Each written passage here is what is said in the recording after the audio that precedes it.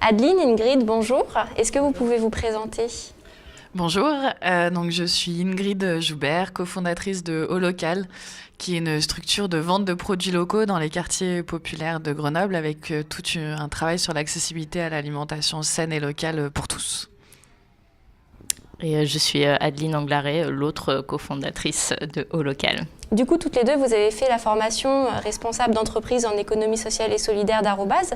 Pourquoi? Moi, je voulais participer à un projet local sur tout ce qui est donc transition, notamment dans le domaine de l'alimentation. Et j'avais l'impression que par rapport à mes études précédentes, il me manquait des billes concrètes pour faire de la gestion de projet. Voilà pourquoi j'ai fait ça. Pour ma part, je travaillais dans l'humanitaire jusqu'à présent et donc je me suis posé un peu la question comment faire pour ne plus repartir en mission. J'avais envie de me poser en France et surtout à Grenoble. Et j'avais ce projet de Holocal en tête, qui ne s'appelait pas comme ça à l'époque, qui n'avait pas de nom.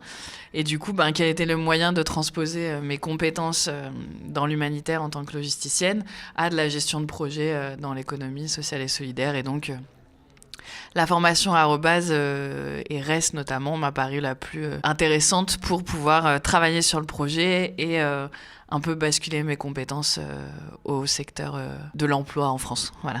D'accord. Vous l'avez fait toutes les deux sur le site de Grenoble ou ailleurs? Alors moi, j'ai fait l'option entrepreneur social qui se trouve à Valence. D'accord. Mais quasiment aux mêmes dates, en fait, sur la même année. D'accord. Et c'est par Arobase que vous vous êtes rencontrés, du coup? Oui, voilà. Moi, donc pendant qu'Ingrid, elle était dans la formation de Valence, moi, j'étais à celle de Grenoble qui est en discontinu. Et c'est au hasard des couloirs d'Arobase, quelqu'un m'a dit « Ah, il y a une fille qui est en train de rédiger son mémoire là en salle informatique. À mon avis, c'est sur un sujet qui t'intéresserait bien, tu devrais aller discuter avec elle. » On a discuté, je lui ai demandé si elle avait besoin de quelqu'un dans son projet, d'un ou une associée, et voilà. Et donc, si je ne me trompe pas, ça fait à peu près un mois que vous avez commencé votre première distribution. Est-ce que vous rencontrez des soucis ou pour le lancement et la création de votre projet, du coup, est-ce que vous avez rencontré des difficultés? Un des premiers objectifs que je me suis fixé, c'était de tisser un réseau en fait dans le quartier dans lequel je voulais qu'on travaille. Du coup, on a choisi le quartier Tesser-Malherbe parce que c'est un quartier dans lequel moi j'ai beaucoup vécu quand j'étais jeune. J'ai eu des actions associatives dans le quartier. Et donc, du coup, c'est pas des difficultés. Je retournais parler à des gens. J'avais envie de retourner dans le quartier et c'était très agréable. Mais voilà, c'est peut-être des moments où on se re-questionne sur le projet. Mais c'est finalement très agréable de revoir des gens de quand j'étais plus jeune. Et puis, après, essayer d'expliquer le projet à tout le monde et de le faire entendre, en fait, et de le défendre. Tout le monde n'est pas d'accord avec. Et du coup, même si moi, je pars du principe que tout le monde peut avoir raison et que j'ai pas la vérité. Donc, du coup, il faut adapter son discours un peu à chacun, mais tout en croyant en ce en quoi on est là pour travailler. Et donc, en fonction de la personne qu'on a en face de nous, je dirais que ça, d'avoir un discours approprié avec la personne, c'est peut-être le plus compliqué. Et d'y croire, en fait, et de croire pourquoi on est en train de travailler. Ça ferait partie des difficultés qu'on peut prendre en compte, mais je pense qu'on va rencontrer encore pendant très longtemps, quoi. Voilà. Ouais, juste pour aller dans le même sens, moi c'est une de mes... Enfin, c'est une difficulté un peu diffuse, mais c'est ça. Moi, c'est d'assumer assez les choix qu'on a fait, les principes, le modèle qu'on a décidé d'appliquer pour des raisons, et d'être face à certaines personnes qui sont pour ou contre, justement, qui vont essayer de nous questionner et de le démonter. Il faut avoir assez confiance et foi en ce qu'on a envie de monter pour l'argumenter. Pas pour dire à la personne en face qu'elle a tort, c'est pas la question de tort ou raison en fait, c'est que nous on a fait ces choix-là et juste les assumer. Et des fois en fait on voit, il y a des déclics qui sont très récents, de me dire en fait je l'assume, et quand je l'explique en l'assumant, je vois que la personne en face elle écoute et elle entend en fait, alors que si je ne l'avais pas assumé, elle m'aurait peut-être beaucoup plus balayé et moins entendu quoi. Donc en fait, l'une des principales difficultés, c'est au final communiquer et vraiment valoriser ce que vous avez mis en place. D'accord.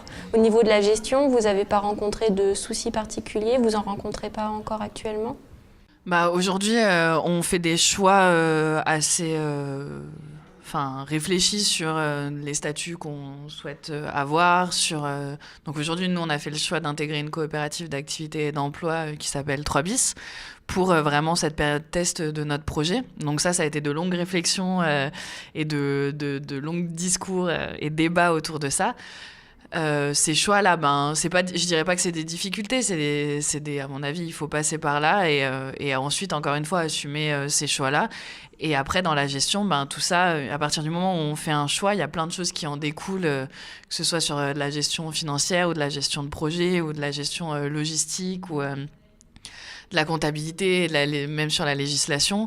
Il y a plein de choses la communication aussi. Enfin voilà, il y a un champ infini de domaines sur lesquels il faut réfléchir et tous les choix qu'on fait, en fait, ont un impact sur ces points-là. Donc c'est pas des difficultés, mais c'est des réflexions qui demandent à être faites, quoi. Voilà. Et du coup, quand vous êtes face à une difficulté, quel est votre mode de réaction? Comment vous faites pour passer outre? Quand on est face à une difficulté, j'appellerais plutôt ça un questionnement qu'une difficulté. Quand on est face à un questionnement et qu'on se demande quelle sera la meilleure décision à prendre, on n'a pas forcément le même avis, on n'a pas forcément le même passé, on n'a pas le même vécu, donc du coup on a vraiment des expériences différentes, ce qui, je pense, enrichit vraiment notre duo. Et voilà, on expose, moi dans ma vie j'ai vécu ça et ça et ça, et du coup ça a fonctionné comme ça. Et puis ce que je pense, mes idéaux, parce qu'on aime bien parler de nos idéaux et de nos valeurs dans nos choix, je pense que toutes les deux on est vraiment marquées par ça. Donc moi dans mes idéaux et dans ma vision des choses, c'est comme ça, et du coup moi c'est comme ça. Voilà, c'est vraiment un questionnement en permanence, et je pense qu'on arrive vraiment à communiquer toutes les deux là-dessus, et ce qui nous amène à prendre une décision dans laquelle on se retrouve toutes les deux pour l'avancée du projet. Ouais, ça se fait assez naturellement. J'ai l'impression que c'est assez mécanique. Une de nous deux est face à un questionnement, quelqu'un qui lui a posé une question ou quoi, qui a mis face à quelque chose. On l'indique à l'autre en disant son avis. L'autre réagit du coup à chaud sur cette problématique-là. Et j'ai l'impression qu'on a deux caractères pour laisser décanter et avec les deux déclics, en fait, voir dans quelle direction on va, ou si on va plus sur quelque chose entre les deux. Enfin, ça se fait assez naturellement comme ça. Hop, hop, hop. Et du coup, la formation Arobase, elle vous a beaucoup aidé pour construire votre projet? Est-ce qu'elle vous aide encore? Moi vraiment pas mal, parce que du coup je suis toute nouvelle, on va dire, dans le monde pro, et du coup j'ai vraiment eu l'impression d'avoir des clés qu'on m'avait jamais données, très concrètes en gestion de projet, en comptabilité, les structures qui peuvent exister là-dessus. J'ai l'impression qu'il y a plein de choses qui me sont plus étrangères grâce à Arobase, ouais, ça c'est sûr. Moi totalement, mon mémoire était le business plan social du projet, et du coup il m'a vraiment aidé en réflexion. Les activités en groupe et mon groupe de cours, en fait, on n'était pas très nombreux, on avait de la chance, on était 11.